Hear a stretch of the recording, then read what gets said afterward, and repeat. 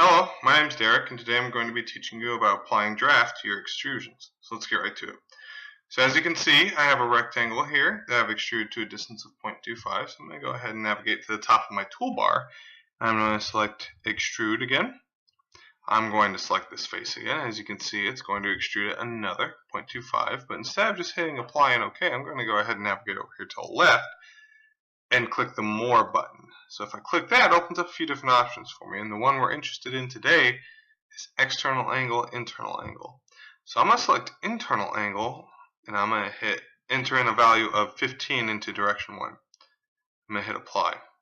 And as you can see, I now have 15 degrees of draft going towards the inside of my extrusion.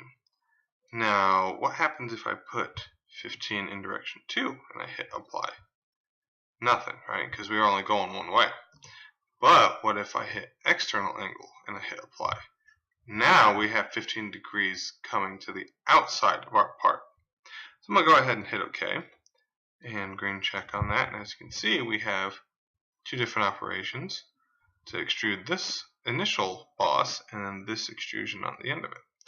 Now, another thing you can do is extrude loft with circles. So I'm going to hit extrude again, and I'm going to select this face.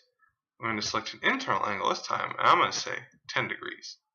And I'm going to hit apply.